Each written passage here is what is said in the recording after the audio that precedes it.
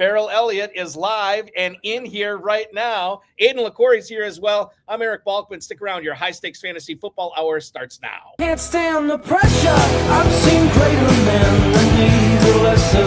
Broadcast live and heard around the world, you are now watching the most entertaining hour of radio on the planet. Welcome to the High Stakes Fantasy Football Hour presented by myffpc.com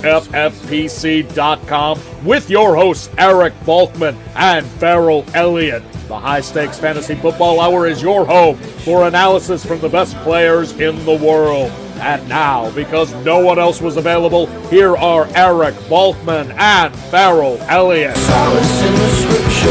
Are we not all our father's sons? I became a man. Nobody ever told me what a man was. Thank you, Rob. Greetings and salutations to all of you Balkaholics and Ferrelliacs. Welcome to the latest episode of the High Stakes Fantasy Football Hour, presented by myffpc.com. I'm your slightly above average host, Eric Balkman. My co-hosts are the definitive commissioner of fantasy football, one Ferrell Elliott, live in Appleton, Wisconsin for the Mile of Music Festival here. So glad you're aboard tonight, man. Live high five to prove it. All right, live high five. There you go. And we have some live Wisconsin bourbon here, which I know is probably, I shouldn't be showing this because all people in Kentucky are going to be disowning. It's quite good. It's quite good. It's good. It's good bourbon. So we got that flowing tonight. And we also have the flows and the dulcet tones of one Aidan Liquorie live in North Carolina. Aidan, In our main event, 3 leagues are close to filling, 2 online, which will be live online, and 1 flow. One named the Super Jesse Slow. One of these days there'll be a Super Aidan. But right now in Kentucky we have a Super Jesse, and I don't think many of our drafters will know Jesse Bumstead, but Top Dogs will. He's coming up in the number 11. He is. Yeah, Jamie Cox drafting tonight, which is very cool. We'll get to that in a second. highstakesfantasyfootball@gmail.com, facebook.com/hsffhour. We'll try to get to all the X-posts, emails, and posts in the YouTube chat right now. FFPC Main Event, FFPC Big Gorilla, both $1 million grand prizes, both have live and slow drafts filling up right now at myffpc.com. $1 million grand prize. There's $6 million plus prize pool in the FFPC Main Event. And we also have the $300,000 FFPC Best Ball Tournament as well. $100,000 runner-up prize in that for the first time ever this year. And then we also have the FFPC Dynasty Draft. Startups going on all throughout the summer, 2,000-plus leagues and decade and a half, and they have never folded, not a single one. Let's get into tonight's draft, ladies and gentlemen. Without further ado, I'm going to bring up the board right now and tell you who is actually drafting in this tonight. I think we have, so it's up right now. We have the number 1 pick tonight was Craig Mastro. Craig Mastro, former guest of this show. The Mastradamus takes Jamar Chase at the 101. Paul Teixeira, who drafted last night in the Best Ball Tournament, drafting tonight. Bijan Robinson is his pick there at the 102. No surprise. Matthew Book's Cool Hand Book is taking CeeDee Lamb at the 103. That's an interesting one. We'll talk about that in a second. Igor Gorbenko, his G-men, select Jahmyr Gibbs at the 104. Our good buddy Remy LeBeau ends up going with Justin Jefferson at the 105. Frank Imbornoni is his Scarlet Squad takes Puka Nacua at the 106. Uncle Bacon and Karsten Dorawa end up taking Brock Bowers at the 107. Nice little prize for them. Malik Neighbors goes to our friend Adam Hahn, Farrell. He ends up going with Save Balky's Beard. Ends up going. It's a good name. Malik Neighbors is his pick there at the 108. I like that pick. 109 is Saquon Barkley to David Fowler. Matt Fay's team at 110 takes Trey McBride. And then, of course, Jamie Cox, our good buddy from Kentucky. The Top Dogs, he gets Ashton Genty at 11. Brady Stewart, CTESPN, drafting 12th tonight. Starts off with McCaffrey and St. Brown. Farrell, I'll pitch this to you right away. CeeDee Lamb at the 103. You would not do this because you would have taken Barkley there, right? I would have taken a running back there because you know how I love those running backs. And I might have been taking Bowers. What's most interesting about this first round is we almost got through it. Is CTESPN. Who is that cat? That is Brady Stewart. If Brady had helped us out by putting Amon-Ra St. Brown as his first round pick and then leading off the second with McCaffrey, we could say McCaffrey finally dropped out of the first round, which we did not see in the pros versus Jones at all. We saw him go like he went more often in the first half of the first round rather than he was it. But that's the difference. Now you might say best ball versus managed, but you also the fact these guys are the shows putting down their dollars to win that prize. So the other one I want to bring up here, or the next one I want to bring up, What do you make of Frank Imbornoni taking Puka Nacua at 106, knowing that he's not exactly been the healthiest guy in the world, and Matthew Stafford is not exactly the healthiest quarterback in the world right now either? Well, Frank's going to go get his guys. Let's see who he gets here at number 6. If you believe in Nacua that strongly, you got to take him. But maybe Frank's not going to draft a variety of teams or a big number of teams. So he says that this is one of his teams. He's going to get Nacua tonight. We have, let's see here, McCaffrey. Aidan, I know how Ferrell feels about Christian McCaffrey. How do you feel about McCaffrey this year, especially given the fact that you only have to invest a late first-round pick into him? I mean, I think that's fantastic. As you guys both said, most drafts you're seeing him, that pick number 6 to 8 average over the last couple of days in this format. But so when you see him drop to this later ends of the rounds, it does catch your eye because, I mean, the case has already been pitched on Balkman. I know many of our shows where he's arguably the biggest wild card in fantasy. If he does stay healthy and can return to health, or even, 85, 90% of what he was, you're getting. We'll have to sit down here, pick up your glass, and we will have to drink to Aidan. Aidan, that was wonderful. Cheers, Aidan. Good you'll stuff. Notice I'm having my bourbon out of a cocktail glass. Balky is having his out of a beer glass. Yeah. It's going to be a long night, or perhaps a short night over here, Aidan.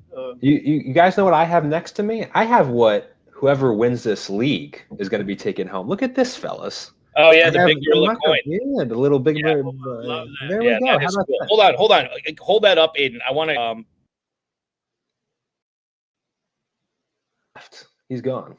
I'm still here. I believe he is drafting. Let me see here right now. He is drafting from the second hole.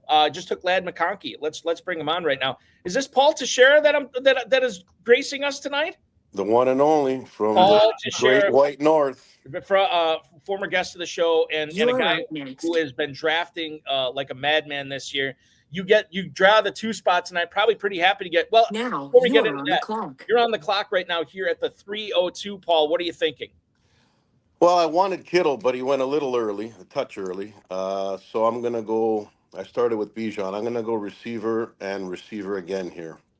So I'm debating between Tyreek Hill here and Garrett Wilson. Oh, Wilson. Let's Ferrell go. loves Garrett Wilson here. Yeah. Let's do it, Ferrell. Oh, I'm so glad. A little pat on the back from over here. Thank you. And the other thing too with Wilson, the target share should be much higher for him. I would think, especially if Jalen Waddle has a rebound season, there's no threat on New York to Garrett Wilson, whereas Tyreek Hill still has Jalen Waddle there as well. Robinson, McConkey, Wilson, dude, this is a strong start with a lot of targets on your squad, Paul. Yeah, I'm liking it so far. I mean, like I said, I was trying to be different and go tight end early. On most of my drafts, I haven't done that. So just to be different a bit. But I'm loving this start. Yeah, I'm cool with it. You can go early on different tight ends later. What would be considered early for their for their draft position, their ADP. And you know what? I think I can see that continuing in your build towards a championship here. Yeah. I didn't hear what you said there. Sorry, Elliott. Oh, buddy. I'm saying go get some more tight ends a little later in this draft. It'll be great. I better speak up. Paul, what has been your people seem to be waiting on tight end and quarterback this year if you don't get those big guys. So that seems to be a pattern that I'm noticing. So I mean, it just depends on what's happening in the room, really. So, and I said you've drafted a bunch. You drafted obviously on the stream earlier this week. Have you found yourself waiting on tight ends more often than not in your drafts because it seems like other people are waiting on them? Clearly, it was not a priority for you to get one of the top 3 tight ends tonight. You had your cracks at them. You decided to pass on them. Is that something that sort of like is indicative of the majority of the drafts you've done this season so far, Paul? Yes, I agree. Basically, I've been double tapping most of the time, or grabbing like that second tier there, that Njoku, Ingram, Hawkinson type tier there. I'll grab one out of there, and then maybe someone else with upside. We do not have any quarterbacks off the board at all. I want to ask you about Omari and Hampton. Uncle Bacon has just taken him at the 307, Paul. He has really been flying up boards because we have not heard anything super positive about Najee Harris, not really super negative as well. But Hampton, when we get to Las Vegas, when we get to Louisville in a few weeks, when we get to Las Vegas a couple weeks after that, you think Hampton's going to be settling in at that 2-3 turn? Is he going to go that high? Well, if he scored last night, he might have been a round higher. He just did. So, and look at this draft. 3 names off the board before your Tyreek Hill, who you were deciding amongst. One of them a receiver, Harrison, in front of Hill. I think Hill is in tonight's draft, and I think we'll see this trend continue, that he'll be moving back in the draft. Yeah, and that it's weird because Tyreek Hill's had this sort of like roller coaster offseason where he was up, then he was down, then he was up again, and now we're seeing him. Where does he go tonight, Ferrell? You just pointed out 306. 306. Yeah. So we'll see what happens there going forward. Any surprises in the draft tonight, Paul, when you look at this? I mean, I was a little surprised to see Puka Nacua go at the 106. We had the Dizzle, Dave Gerzak, popping in the YouTube chat talking about how Saquon Barkley fell in this draft, Christian McCaffrey fell in this draft. Any other things standing out to you as we are, almost 3 rounds in? yeah, just Harrison went a little early. I mean, I think he goes on the 3-4 turn. So that's almost a round early. So somebody likes him. It's all about getting your guys, too. We'll see what happens between Matthew Book and then I think that's Igor Gorbenko's team at the 3 and the 4. One is drafting heavy receivers. One is drafting heavy running backs. So we'll see what happens there. Paul, do you have a favorite spot? Do you like being on the ends? Do you like being in the middle when you're drafting in the FFPC? I've been mostly drafting at the ends, like the second half of the draft. And this is my first time in the 2 slot. I actually prefer in the middle and just picking off value.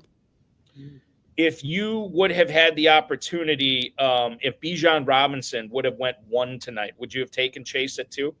Yeah, that doesn't matter to me. 1, 2 there. I also like Gibbs a lot. So yeah, how would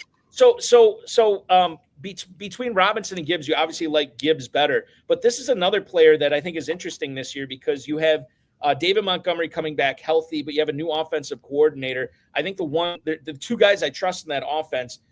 In order, Gibbs and then St. Brown, and then a big gap. Then it's probably Laporta and then Montgomery after that. But Gibbs, dude, I think he's totally locked in for a big year this year for sure. I wanted to ask you about McConkey. There was a report today that Keenan Allen was going to be visiting the Chargers. Wow. Does that? I saw that. Yeah, does that change the way you think about McConkey, or is that just totally non-related to taking him at the end of the second round? No, he's. I think he's the next Cooper Kupp. Could be, very well could be. That's very astute. Paul, listen, man, we'll let you get back to the drafting action. So glad that you popped aboard tonight. Paul T. Hobbs, or Habs, is it Hobbs or Habs? On Habs. Okay. It's the Paul hockey T. team. The Hobbs. Yeah, absolutely. The pride of Canada, the Great White North. Paul Teixeira joining us tonight. Paul, thank you so much for hopping aboard. Enjoy the rest of the draft and enjoy the rest of the drafting season, my friend. Thanks, guys. Thanks for all the live streams. Some of these articles are boring, so you guys keep it lively.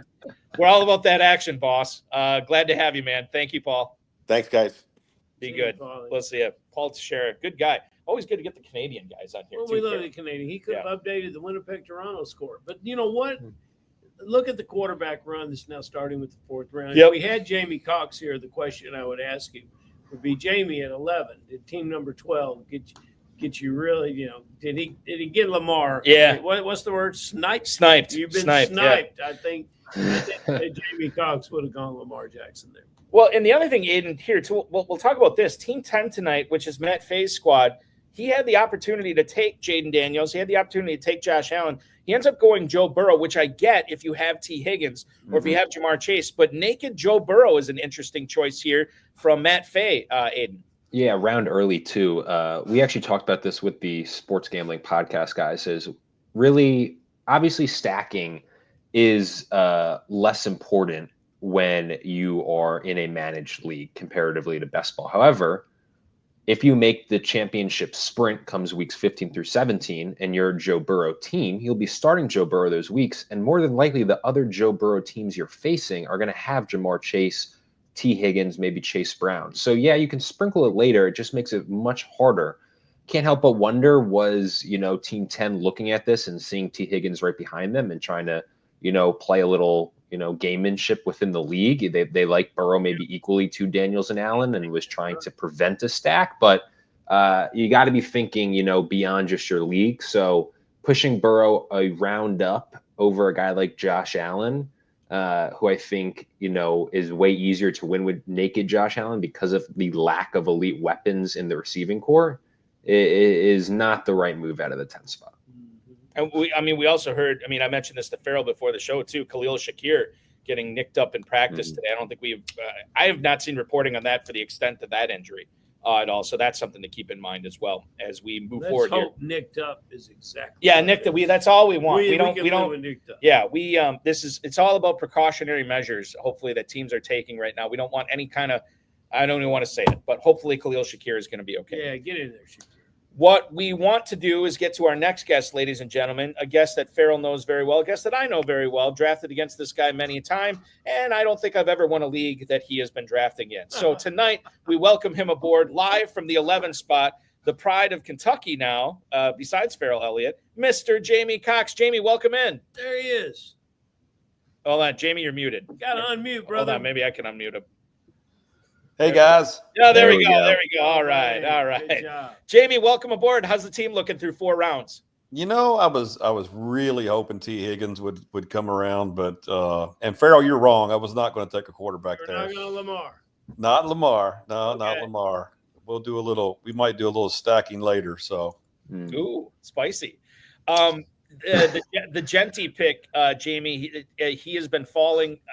I wouldn't say falling, but there was a stretch of about 2.5, 3 weeks earlier this season where he was consistently going in the mid first. He's been falling to the late first now, and you scooped Genty up there. We can't ask Ferrell about the Raiders because he's biased. We know you're unbiased, so I'll ask you about Genty and how good of a pick that you think that was tonight. It was going to be, I can't do the McCaffrey thing, and Aidan was the other choice, but when Tua plays, he's one of the best. But I just think that's a safe pick, honestly. They're gonna run the ball, they're gonna throw the ball to him. I really like that pick, so I was hoping he would fall. I was hoping him or Bowers, either one would fall.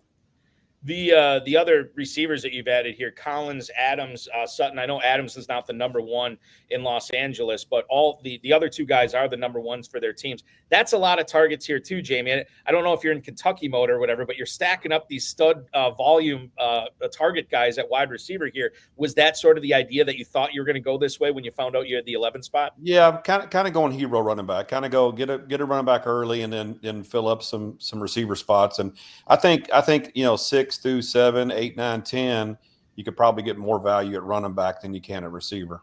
Jamie Cox, why didn't you consider taking Derrick Henry? He's going to score 80 fantasy points more than Genty. Ferrell, I just can't. Every year is one of those years where you're like, man, I should have done it, but the next year I won't do it because of 400 or whatever carries it is. And it doesn't matter. You just wait for that guy to break down, but he don't. He's a machine. It doesn't matter, but that's okay. I'm glad to see you in here drafting. By the time we get you in Kentucky at the main event, I'll be able to absolutely and just maybe successfully predict a move that you're going to make. But I like your team, and congratulations. The best thing I like about it, I think Balky will agree with me, is Nico Collins. Mm-hmm. Yeah, that was a strong pick, man. Was it going to be him or London? I love Brian Thomas too, but I do watch the bye weeks. I don't like week 14. I plan on being in the championship game, and I don't want my stud out. So McCaffrey, but yeah. So I do watch a little bit of that. But man, you could stack up a bunch of week 8 players if you ain't careful. Jamie, can I ask you a Bengals question, quick? Absolutely. So Noah Fant, is now a Cincinnati Bengal. Is this changing your fantasy interpretation of Mike Gesicki at all? Well, instead of taking Mike Gesicki in the 17th round, I might not take him at all. So, so no, basically, no, it does not change. No, it doesn't change anything. Well, I asked that because Gesicki seems to be like a guy that people are drafting as if they go with one of the elite guys early on, they draft Gesicki as like a backup late, as like a top 15 to 20 guy or whatever. Yeah. And then I don't know, I've heard people saying Fant's really not going to affect what Gesicki does on the field. So his fantasy stats still should be the same. I don't know if you felt that way too. Well, you always follow the money, and they paid Gesicki. So, that's one thing. But Fant's probably just a nice add-on. But they got some other tight ends that get snaps too. So Gesicki didn't get all the snaps last year, but it's really a pleasure to understand that Cincinnati did pay one player. That was refreshing. no, they paid it. They paid a few now. They paid Higgins. They don't want to pay anybody, but they did pay Gesicki. God bless. Yeah, no doubt about that. Jamie, listen, we got to fly. I'm going to let you get back to it. Thank you so much for joining the show tonight. Always a pleasure to talk with you. Am I going to see you in Louisville in a few weeks? Absolutely. I'll be there Friday, all day Friday and all day Sunday. I do a 32-year, be our 33rd year of doing my home fantasy league on Saturday night. So gotcha. Friday and Sunday. Yeah, perfect. Jamie, thank you so much. Enjoy the rest of the draft. Enjoy drafting season. We'll see you in a few weeks, man. Thank you. Thanks, buddy. See you. Jamie Cox is one of that. Now I got to give a shout out to one of my pals in Louisville. He's a dear friend of mine in fantasy football. He would have told Jamie to draft Lamar Jackson, and that's my good friend John Lincoln. I couldn't get on the road and do a lot of the things that I want to do without Johnny Lincoln being available to cover me on some things. So good evening, Johnny, and I hope you're doing well. So would John have said take Lamar Jackson over Derrick Henry at the 202? No. You would have taken Lamar Jackson. Oh, right there. Okay, I got you at the 311. At the 311. And he would have taken Derrick Henry at the 202. And then we could go back to North Carolina and talk to Liquorie about stacking again, which was some of the best analysis that I've ever seen. I'm sensing some early Louisville bias with all this Lamar Jackson discussion. Yeah, it is. There's plenty of it. Wait till he starts talking up Tyler Shook, then we'll let him get Wherever you go, there's number one Lamar Jackson, and we've got to live it. It's happening now, and we've got to really enjoy it. So we got it. So Aidan, we had Bravado chiming in on YouTube talking about Team 6 is looking nice. That's Frank Imbornone's team. He started off with Nakua. You got Kittle in the second, and then Tyreek Hill, Rashee Rice in the fourth. I know Adam Hahn. I don't know if he's watching this. I haven't seen him pop in yet. I know Adam does not like that Rashee Rice pick. And then James Cook here in the fifth. When you look at Team 6 here, Imbornone's Scarlet Squad, what do you think of that squad so far through 5 rounds, Aidan? It's just I like elements of it and don't like certain elements of it. So Puka Nacua at the 106. My issue with Puka Nacua, because I think he is primed for an elite season. The issue with me is every story about him should include his injury history dating back to his days in college. He really had one healthy year in like his past 3 or 4 seasons. And that's concerning to me, but this is go get your guy time. And you can't always draft thinking about injury because again, he has shown the potential to stay healthy. Just in general, when I'm looking at Rams receivers, just not going to panic yet on the uncertainty with Stafford. I like Devontae Adams, for example, at the 311 a little more, but Nakua, I'm iffy that early. Love Kittle. I think Dave noted in the chat, right? He's been moving up. That's going to keep moving up. Tyreek Hill, I think that's great value, wide receiver 14 in the 3rd round for him to bounce back. Rashee Rice might have been my ride or die before kind of this news because I was fully believing that, any suspension talk, any settlement, any court resolution would be during the season towards the end based on everything I read, and he wouldn't get suspended this year, although that's kind of up in the air. Although if this is around 4 games, it's not going to hurt this team too much, but it's just way harder to click that button with that looming uncertainty. I'm not a James Cook guy by any means. Love Ray Davis. Think the touchdowns are going to regress for James Cook. There's the whole hold-in situation. However, the longer this drags on, I think his ADP almost adjusts to where it should be. We saw early on him going at the back end of the 3rd round, 4th round. Now he's dipping to the mid-5th. I'm comfortable taking this. Not a team that I would have picked here out of the 6th spot. It's just a lot of guys that I'm iffy on, but I understand the build and, I'm always for a wide receiver tight end heavy start. And then you could do worse than James Cook as your RB1 in a high powered Bills offense. You are the master of the graphics and you made the statement. You can't go through everyone's injury history. I don't think you need to, but I think a graphic could be added to the software, Balky. Yeah. The Liquorie Red Cross. And, you can see if there's a red cross next to the player's name. That means you have decided that player has been injured too much in the past and will be injured too much in the future. And I think that's something, it's not quite what Darren Armani does for the league, but I think it would be just as important. You know, I hate to agree with Ferrell here because I'm giving Aidan homework, something to think about going forward here. So we'll let you mull on that. Yep. And I want to bring in our next guest because he is drafting from the 7 spot tonight, which means he is eligible for that 7 Bananas promo. If he hits the 7 spot in his next Big Gorilla draft, he's going to get a free FFPC Best Ball team, courtesy of the Fantasy Football Players Championship. And if he keeps getting that 7 spot, God knows what he's going to get. Maybe it ends in a jungle safari for $4,000 or $50,000. Please welcome in Uncle Bacon, ladies and gentlemen, drafting from the 7 spot, a.k.a. Maddie. Here's Uncle Bacon. Good evening, sir. Hey, good evening. How's it going, guys? It's going good. How are you liking your team? This is a true rainbow start that you had tonight. It is. It's yellow. probably like my first rainbow start ever. I wanted Bowers really bad. I'm glad I got him at the 7. I'm in 2 Big Gorillas right now where I got Bowers at 2 and 3, and I hated that because it's way too early, but I wanted him because of the tight end premium. So getting him here at the 7 is real good because now I can build a different team because when I got him on the 2 and 3, it's like I'm building the same team, you know? So it feels good to get this team. And Drake London's like my ride or die round 2. So I like that I got him. Marion Hampton, he's like a hero RB in round 3. Josh Allen, elite QB, can't beat that. As the 4th quarterback off the board, too. Right.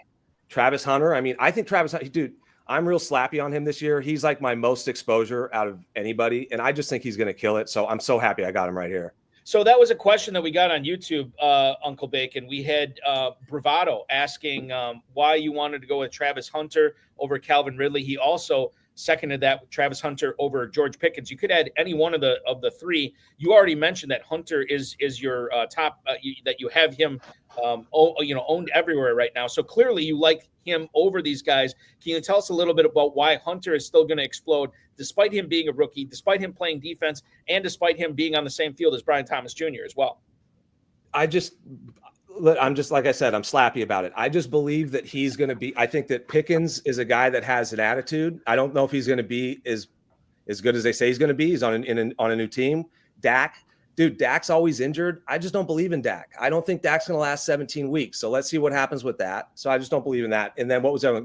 Ridley, what is he, 30 years old? He's got a new quarterback. He's got Cam Ward. Cam Ward might be good. I just think with Travis Hunter, he's just a stud, dude. You can't pass up on that guy over those 2 guys. Maddie, you are on the clock here right now in the 6th round. The one good thing about, there's multiple good things about your team, but you can go anywhere, man. You got the balance here. You could double up on tight end. You could go with a running back. You could add to a receiver. I don't think you'll go quarterback here, but I don't know.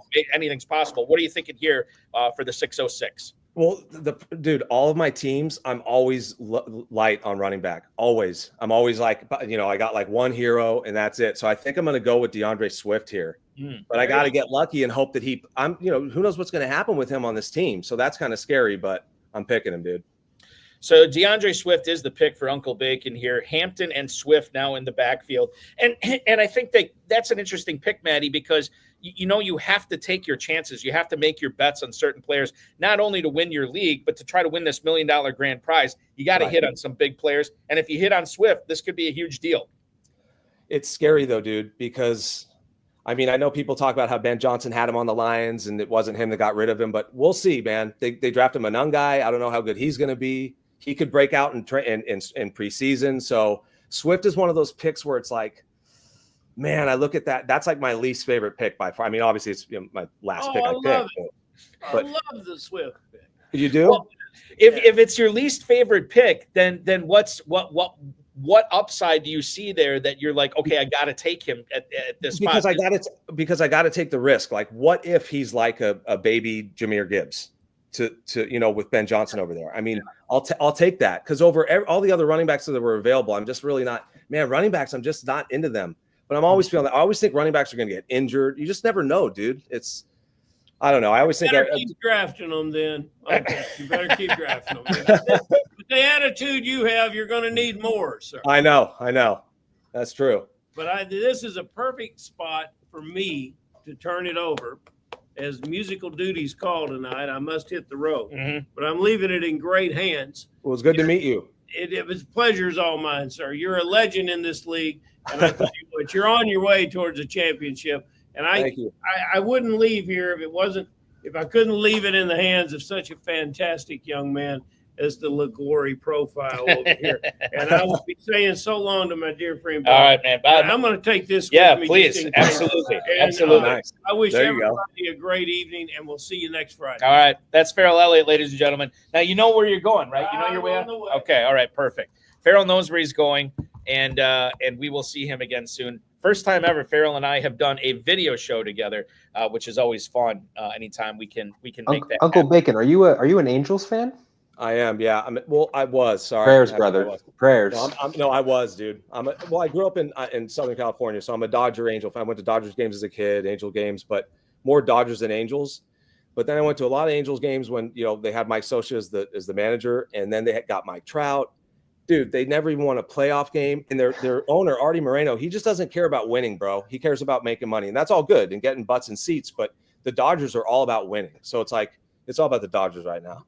Maddie, let me ask you this. If Travis Hunter is your most owned player, who do you think is your second most owned player so far this season? By far. Marion Hampton, by far. And dude, I've been drafting since February. So it's like I've been drafting. I got like a couple 100 and something best balls on DraftKings going. I'm doing underdog in August.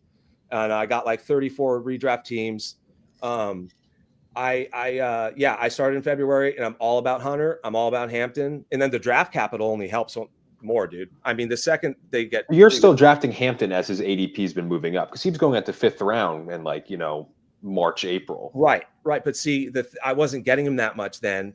I only had him a few times, so now I'm like, I don't care, dude. Like right now, I got him round 3. I don't care. I'm good. I think he's gonna crush. He'll be in round 2 before we know it. Yeah. Uncle Bacon, do you find yourself building more because in the FFPC, obviously, you only have to start 2 running backs, you only have to start 2 receivers. Do you find yourself building more running back heavy teams or wide receiver heavy teams in the Big Gorilla? Wide receiver by far. Because and I grabbed like 3 to 4 tight ends because of the tight end premium. Mm-hmm. So but yeah, when it comes to the running backs, it's like, yeah, I don't know, dude. I've always been like that. I've been drafting for over a decade, and I've just something about the running backs. They're always getting injured. You just never know, The pick is coming up. You are in the hole right now again, and now you're on deck. So, Maddie, I think the other thing to talk about here, and I brought this up in the 6th round, you have 2 running backs, you have 2 receivers, you have a tight end, you have a quarterback. Like, this is another pick where, and this is what I always like to do, especially when I'm in the middle, have flexibility. What does Bruce Lee say? Be water, right? So you are water right now, and that water allows you to scoop up the value where you see it. You just saw Frank Imbornoni double up on tight ends here. I don't know if that affects your thinking at all. It actually, it doesn't affect my thinking, but that's what I was thinking. Here it goes, dude. Here's my pick, and I'll tell you why. Boom. Mark Andrews. Because the bye week works with Bowers, and then with Isaiah Likely in his foot. I know they're like, oh, it's 4 to 6 weeks, blah blah, whatever, dude. Mark Andrews is going to get target city, so I'm good with that. We have now seen both Imbornoni and Uncle Bacon double up at tight end. How does that affect the rest of the draft? You'll have to keep watching to find out, as we're only a third of the way through. Can we follow you on X at Uncle Bacon FF, Maddie? Yes, you can. I just opened my social media, so I just started it. So there's nothing there now, but I'm going to post all my exposures, everything I do, everything I win and miss and lose and everything. Like I'm going to post all that once I'm right before the season. I'm going to post all my exposures and stuff. So all right. Well, it was a pleasure.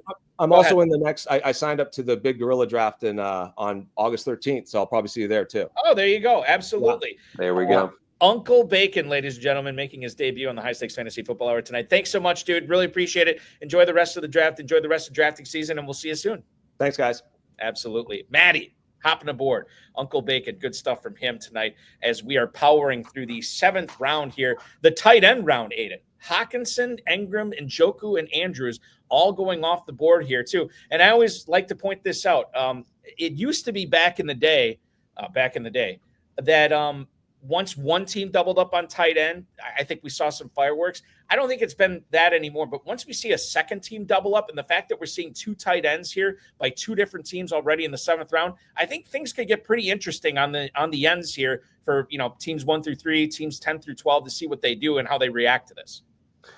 Yeah, I mean, this draft is off the rails. I feel like I'm always saying that kind of every stream I do, but I think it's maybe more of a product of the uniqueness that we see when we do these streams, and you kind of see the unexpected and you kind of focus on that. But this one Team 10, I'm intrigued to see what they do because I put it in the chat. I mean, they are pushing guys' ADP up. Starting with Kamara, I think was middle 4th. Burrow a round early. Diggs almost 2 rounds. Myers was a round early. I know this is not answering your question in the slightest, but That's okay. They are fascinating to me. Now Khalil Shakir almost a round early. So fascinating draft there. But yeah, Tyler Warren goes. I think teams 1 and 3 have to be panicking a little bit because especially, that 8 through 9 and Remy there in the 5 hole, because your worry now is, teams 8 and 9 with Kelsey and Laporta, which aren't the most, comfortable tight end situations. I would say Laporta coming off of a super disappointing year. Travis Kelsey is incredibly old despite the positive reports and looked like he kind of lost a step last year. So, I mean, if they're doubling up, you assume team 12 probably takes one because they're scared of the rush. So teams 1, 3, and 5 have to be kind of shaken a little bit here. Yeah, Remy's an interesting team because that dude is always just drafted based on what he thinks. And Remy's a beast, man. Me and Terp are always like, what is he doing? And then he comes and he wins the league, and we look like idiots, right? Like we had the main event one. We were like, what is going on? And Remy doesn't care because Remy's going to draft how Remy drafts, and yeah, he gets his guys. He hits. So I will say I don't mind the start for him. I like this build compared to his main event one that he did. But this is a strong start. But tight end, I'm sure he's a little worried about. At this point, I mean, you could make the case that when he took Jerry Jeudy here at the 705, you could make the case that he considered tight end. And maybe he didn't like Andrews or he didn't like Njoku or Tyler Warren being a rookie or Tucker Kraft, who also went in the 7th round. Tucker Kraft is really climbing too. What do you make of the reports that Kraft and LaFleur had a little tit for tat in the media with his fumbling issues? Very little. I don't put too much stock into that. No, but I should say that like the people who cover the team up here, I don't think anybody's making a big deal out of it. So I'm not either. What I would make a big deal about Tucker Kraft is this Packers offense with all these different receivers and the fact that they added 2 more in the draft. And Christian Watson, the reports on him have been really good, where he's not only running, but he's cutting. And Turp is already well aware and he's out. And he just went, by the way, at the 802 tonight. Yeah. And I've been waiting for his ADP to rise. It hasn't. It's been remaining pretty steady. I think people are getting a value because I think Matthew Golden is what people wanted Christian Watson to be in more. So I'm a big fan of that pick at the 802. Yeah, and Golden, the reports on him have been excellent so far today, or so far in training camp as well. I might be eating some crow on that one because I mean it's early yet. I could still be right, but I just the same critique I have with Tucker Kraft I have about Matthew Golden. I think week to week trying to figure out if this is a Golden week or if this is a Kraft week, it's just going to be maddening. It's not maddening bringing in our next guest to ask his input from the 4 spot tonight. He is managing the G-Men, and he is joining us right now on the show. Please welcome aboard Mr. Igor Gorbenko. Igor, welcome in. Hey, guys. Just give me – it's not my pick yet. How are you? How's everybody doing? We're doing excellent. You are on deck right now. You are 7 picks in. Again, a team that you start off heavy on the running back, and then you've been splashing in some receivers with McLaurin and Devonta Smith. You get Jalen Hurts and Evan Engram. Obviously, that Eagle stack. Where are you going now with this 809 pick, Igor? I have no idea. I'm thinking right now. So give me a second. I got sniped with just a few picks away. So give me 1 second. Okay, you listen. You make the pick. I'm going to tell everybody about your team here. So the G-Men. This is Igor's squad from the 4 hole. He started off with Gibbs, Irving, and then Kyron Williams. So a lot of volume, a lot of touches, a lot of upside in that backfield. He added Terry McLaurin in the 4th, maybe a depressed value because of the holdout situation, contract situation. And then he gets this Eagle stack here in back-to-back picks. Jalen Hurts at the 504. And then Devonta Smith at the 609 here. And then, sort of before all these tight ends went off the board in the 7th round with Njoku, Andrews, Warren, and Kraft, Igor ends up getting Evan Engram as the 7th tight end off the board. And you have decided to add to your running back room here, Igor. Tell us a little bit about your pick at the 809. So this is not my favorite pick. I didn't like Joe Mixon this year because, so it's a big drop off at the end of the season. So he's getting older a bit. But in round 8, a lot of my players was looking for either Ricky Pearsall, America, and Buka, so these players pretty much were gone. So I was hoping for one of them to drop to me. And I picked Joe Mixon. Like I said, not my favorite pick, but just because I didn't like anybody else at that spot, pretty much. What do you think? You think he's ready for week 1? Or is it a coin flip right now? You're not sure? I'm picking him in round 8. I think he's probably going to be ready by week 3, 4. Just my opinion. I could be wrong, but I have a lot of running back depth, so I don't mind keeping him on the bench for a little bit. And I did not plan to start with the running backs back to back. I thought Gibbs was going to fall to number 3, so I'll get CeeDee Lamb. I was fading Jefferson a little bit just because of the hammy. They like to, I think you were going to get Bucky Irving in the second, Igor? I was to Remy LeBeau at the 208 and then Bucky Irving here. Now you got 4 running backs on to be at the 904, Igor. I'm taking between another running back and wide receiver, just trying to figure it out who I want more. The first 3 picks of the 9th round ended up being Michael Pittman to Craig Mastro. The Abusement Park, that is Paul Teixeira's team. He goes with Jaden Murray. Kyler Murray ends up going, Jaden Reed to Paul Teixeira, and then Matthew Book takes Kyler Murray. And you take one of my favorite players this year, a guy I'm really starting to grow on, or he's starting to grow on me, from New York, aptly joining the G-Men team in this league. It is Cam Skattebo, Igor. What do you like about Skattebo? I think with the Tracy fumbling issues, and to me, I looked at Skattebo. I think he's more well-rounded running back, and I think by the second half of the year, he should be the starter. I think that, and maybe I'm being a little aggressive in this, Aidan. I think that Skattebo might be the starter from the get-go. That would be a nice bonus. That's for sure. And what I like about FFPC, it gives us a lot of flexibility. Like you see, I have like 5 running backs. It doesn't really matter because I can start 4 of them in any given week, and not to worry about the other positions. So I'm trying to go based on my list with the best player available. So I don't know how many receivers I'm going to get at the end. Hopefully a few at least. But, I'm a little, I don't want to say I'm nervous, but I'm a little concerned, but let's see how it's going to turn out with the receivers wise, What do you think? I mean, like, is it just because we're almost halfway through, are you just going to be pounding receivers through the second half of the draft? You probably have some work to do at tight end. I don't know how you feel about drafting a backup quarterback with Jalen Hurts, but then with these 5 running backs, I mean, some people, Igor, would say like you're good and you wouldn't even need to take a 6th one at all. I would say you probably still need a 6th one, but you think this mix over your next 11 picks is going to be dominated by wide receiver?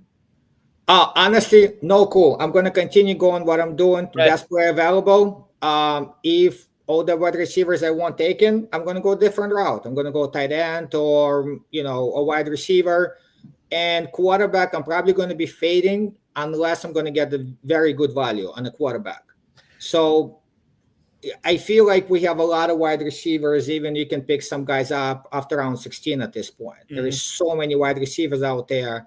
And a lot of this, I know there is very popular, this notion you take hero or B or 0 running backs. Yeah, I remember we had the year where everybody got injured.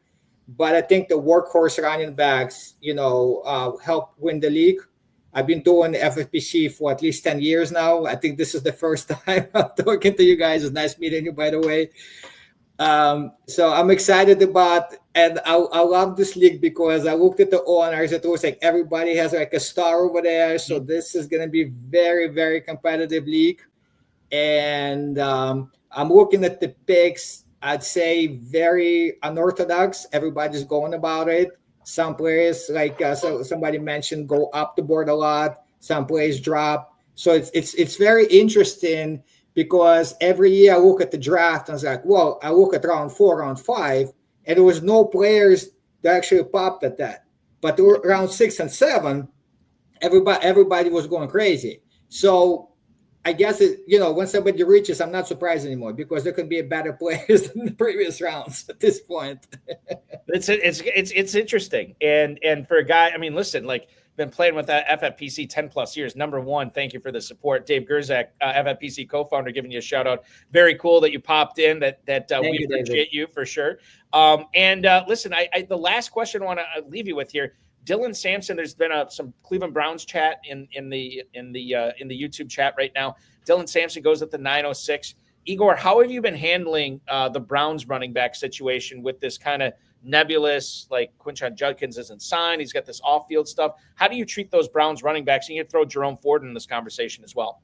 I'm a little biased because I did 2 drafts already, one before the draft and the other one about a month ago. I have Dylan Sampson on both of my team. I really like him this year, even before Judkins was suspended. So because I always felt he could be, I know he didn't catch a lot of passes, but I think he could be, he could be a third down guy. Mm-hmm.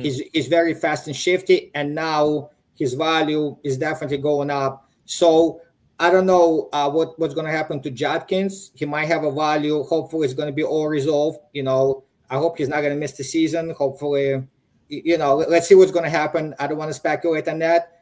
But I was very high on Dylan Sampson even before he was drafted by Browns, because I thought he and Jenkins like neck and neck. So I don't see the difference around 2 and around 4 in the draft per se, but I think they're very similar talent.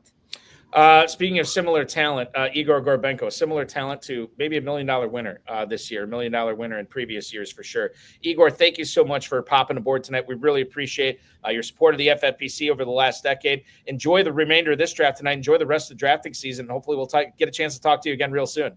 Sounds good. Thank you, guys. It was very nice meeting everybody. Good meeting you. Absolutely. Thank you, Igor. Igor Gorbenko, ladies and gentlemen. He's running the G-Men franchise from the 4 spot tonight. And Aidan running it into a pretty good spot. I mean, I think that people would say that, well, his receivers are a little bit light, but that receiver room can look pretty good, pretty quick. We're only in round. I mean, he's only made 9 picks.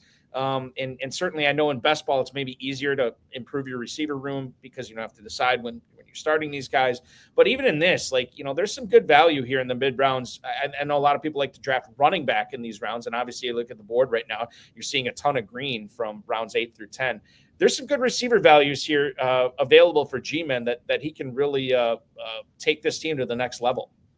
Yeah, for sure. And when you've been drafting on FFPC for a decade, I trust that you're going to have the ability to react on the fly and build out that receiver room. I mean, I can't not fault anyone, I should say, for going the best player available strategy. I think it's sound. I think Mixon's efficiency concerns, the possible Woody Marks, Nick Chubb taking carries, I think that's kind of alleviated when you're getting him in round 8. So I like that pick. Obviously, you seem high on Scattaboo. I saw today that he's missed practice the last couple of days. He walked off the practice field and looked a little frustrated. So that's just something I didn't want to mention. For those who didn't see that, just as something to monitor. You always hope it's nothing serious, but you never know. I just feel like it's just a constant stream of injury news at the start of August. It's always an unfortunate time, but it's just constant worry for these guys who leave the practice field. So I'm going to appease my boss here in Dave Gerzak, the Dizzle.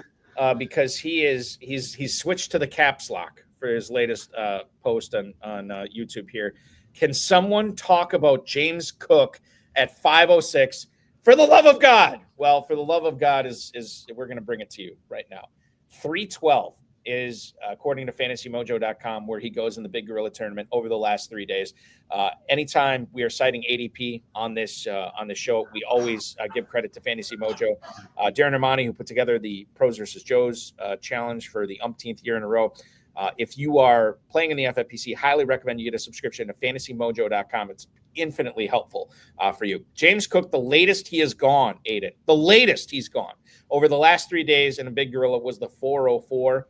What happened in this draft tonight? Did something happen in practice today that James Cook slipped basically a full round and a half to the 506 tonight?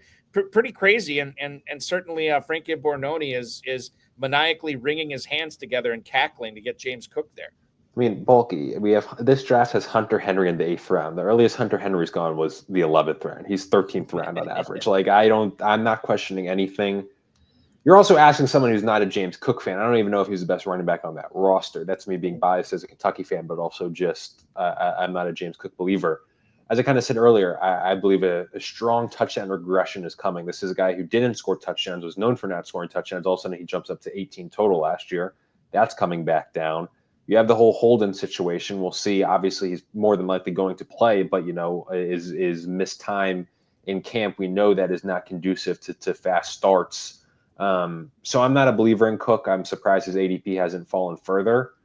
I will say it's surprising, but when you kind of look at that round, that fourth round, when he's kind of normally been going, you're looking at it was essentially just all receivers and quarterbacks. Obviously, a little surprising to see James Conner ahead of him. Team one, obviously, like the upside of RJ Harvey and Travion Henderson. Rookies are always way more sexy to draft than James Cook. But it was just a quarterback and receiver run that was the byproduct of James Cook's fall, not really people passing on him too much. So, like, roughly there was 3 running backs taken over him. It was just the receivers got pushed up. So James Cook, this is going to blow you away. James Cook received, now this is, Aidan, he had a baller year last year, right? James Cook. And obviously a lot of that was touchdown influenced. He had under 50% of offensive snaps in his games played. Think about that for a second. He was on the field less than he was off the field last year, despite putting up a baller season. You still got Ray Davis. You still got Ty Johnson as well. And Ty Johnson on third down last year had 149 snaps. James Cook, 27. This is a massive regression to the mean. And I'll say this. I understand the arguments. Understand the arguments in total for James Cook and why he fell tonight. I don't know why he's falling a full round and a half. Like, is this Big Gorilla setting the new ADP with James Cook? I mean, Well, this is wild.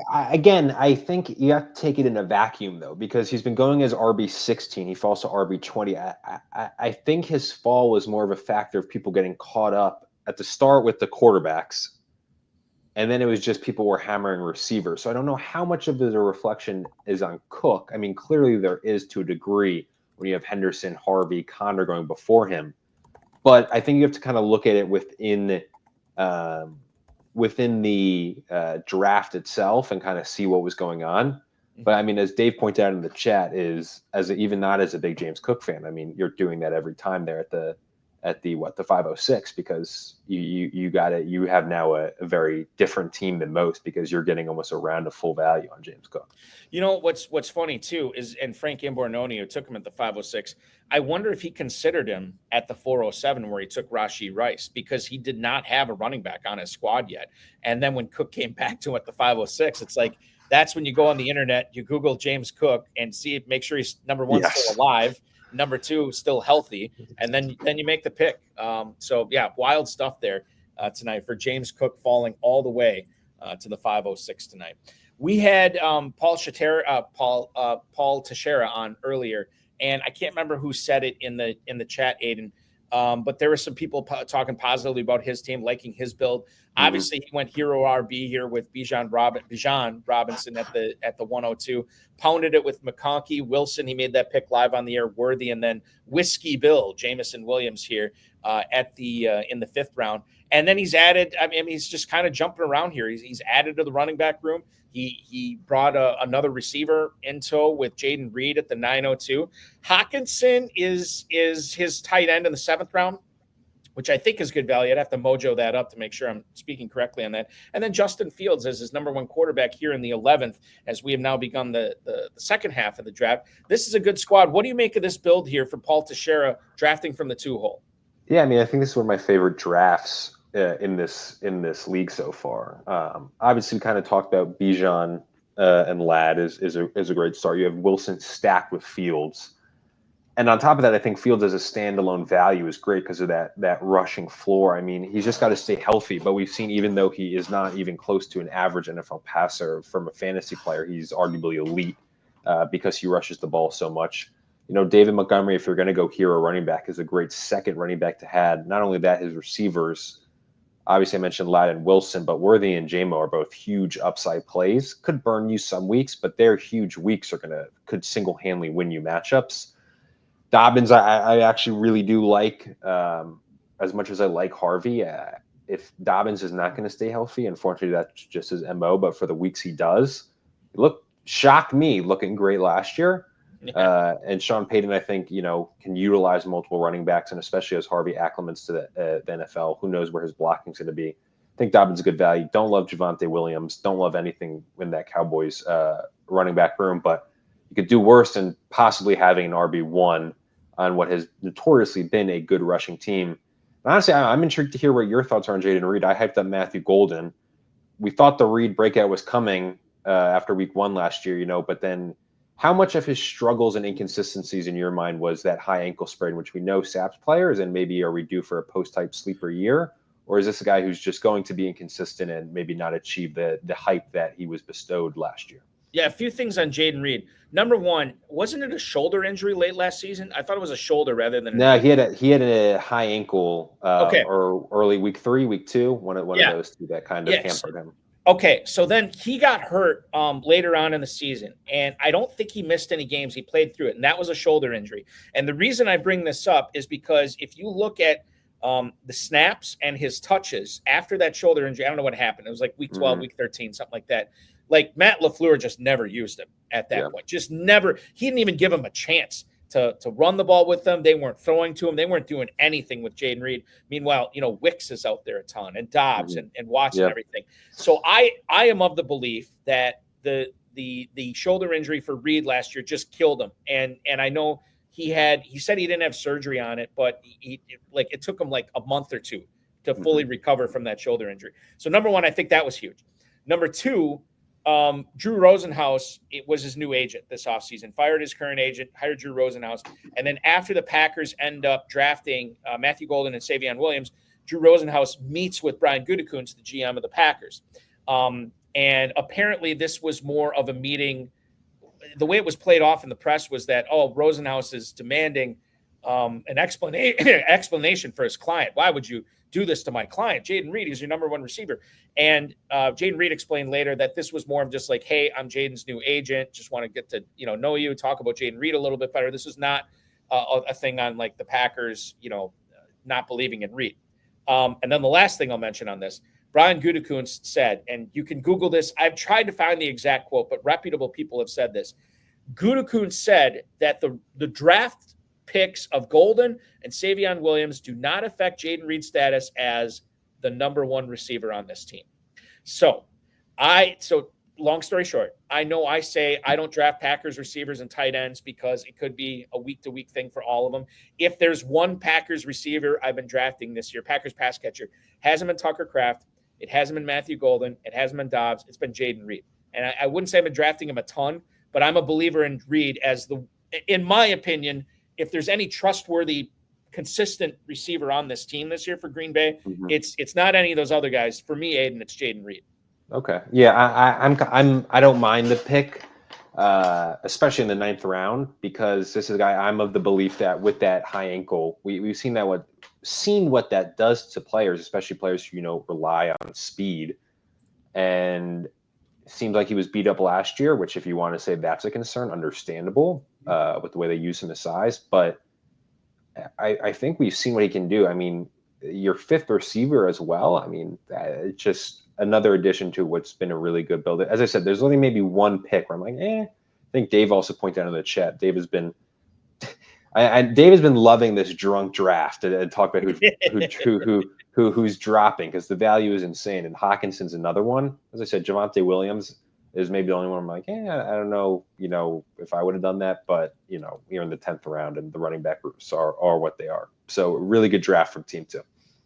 So Dave wanted to point this out too. Jayden Reed's snap percentage last year was 63%, which obviously, as Pete Campbell would tell us, not great, Bob. But I do want to look this up just to make sure I'm explaining this properly. So this dude did not get weeks 1 through 9, he had at least 5 catches. He had at least 4 catches, which I know is not great. But he had at least 4 catches, 1, 2, 3, 4, 5, 6 times in 9 weeks, right? After that, he had 1 game. This is after the shoulder injury. He had 1 game where he had 5 catches. So I'm still of the belief that, his snap share is down. And I'm certainly not advocating for everybody to take Jayden Reed ahead of ADP.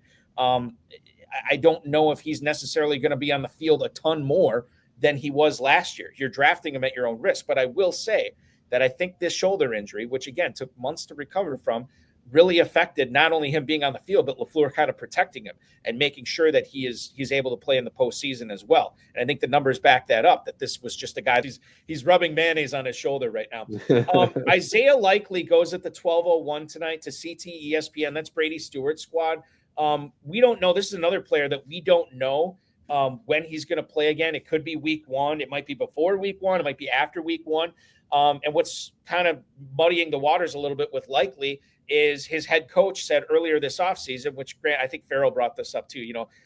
Head coaches are always going to talk up their players, but somebody said, "Oh, what are your expectations for Isaiah Likely this year?" And he said, "Well, for him to be an All-Pro." And I'm like, "What?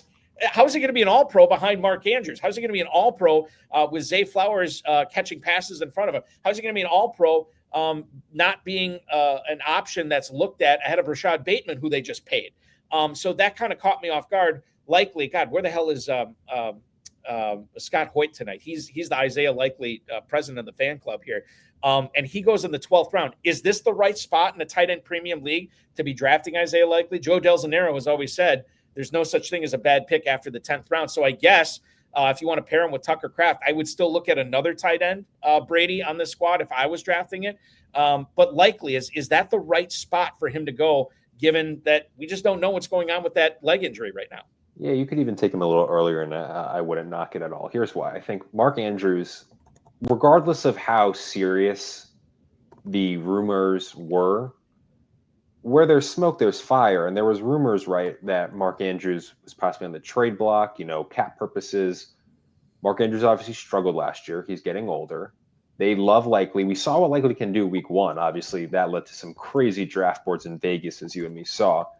But it did feel as up until this injury, the Likely and Andrews ADP was growing closer and closer. And there was maybe even a point where it would switch up as, Andrews older, memories of the drop in the playoffs come. And now this injury has kind of shifted it back. But I think you're thinking long-term here in round 12 and come maybe even mid-season when he's healthy. I think it's more than possible that Isaiah Likely is the tight end to own in Baltimore over Mark Andrews. So I think that's a great value in round 12. I think you can't be scared off with the injury because you're in these later rounds. Now you already have your tight end 1 in Tucker Kraft. I agree with you. They should probably find another one just for those early weeks. But this is absolutely where you should be taking Isaiah Likely, maybe even a little earlier, because you could be getting a top 5 tight end come year's end and the guy who's going in the first 4 rounds next season. The drunkest part of the draft, of this draft, is James Cook, right? Like that's the overserved. I'm going to have a hot take. I think it's Hunter Henry. Okay, all right. So that was my next question. Is if that was the drunkest part, what's the second drunkest part? Hunter Henry. I'd love it, and we'll go on Mojo. We should find this out. Has Hunter Henry ever been drafted before Dallas Goedert in any Big Gorilla draft this year? And I don't know if the answer is yes to that, but Craig Mastro ends up getting both of them on the team. Now, in Mastro's defense, is there something to be said about Mike Vrabel and Josh McDaniels, who don't necessarily like playing rookies a whole lot, at least historically, and 2 of their better offensive weapons this year are rookies in Kyle Williams and Travion Henderson. You have Stephon Diggs, who I know has been looking very good, but he's still on the wrong side of 30, coming off a very serious knee injury. Is there something to be said for Hunter Henry being the top target on an ascendant offense in a tight end premium format, which, by the way, Hunter Henry was pretty good last year? For the record, I don't actually mind Hunter Henry as a player at all. But, when his ADP is in the 13th round, taking him at the end of the 8th is where the issue lies for me. Obviously, there was a huge tight end run. We had kind of discussed that. And how team 1 and 3 would react back in round 8, and they both took tight ends in that round. I'm almost of the belief at that point you just pivot and kind of completely punt on tight end and just take 3 flyers late. But like you could have done that with Hunter Henry, assumably, and even in round 10. Henry's tough because he did have a good year last year. I don't mind. It's just relative to the value of the pick. That's an 8th round selection on a guy who you probably got in at least 2 or 3 rounds later.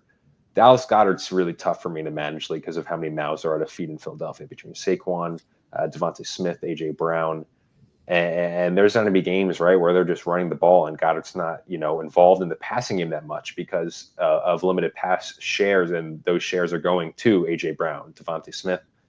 10th round, again, you can't knock it too much, especially as what is that, tight end 17. But just overall as a player, he's tough because he's the fourth option at best on that team, and that's just a tough pill to swallow, especially when there's going to be games where they're not throwing the ball that much. If Ferrell was still here, he would be agreeing with you. He is not a Dallas Goedert fan this year, Aidan, for sure. Ja'Cory Krosky Merritt, Bill Merritt, as the kids call him, goes at the 1302 to Paul Teixeira tonight. This guy has been ascendant. This guy is going up draft boards, and there's a lot of things working for him. Number one, he's been playing well. The reports out of camp has been fairly good. And I think that, the bar to jump over to become a successful integral part of that Commander's backfield, it's not like he has to jump over Zach Charbonnet and Ken Walker, right? He doesn't have to jump over Jahmyr Gibbs and David Montgomery. He's got to jump over Brian Robinson, and he's got to jump over Austin Eckler.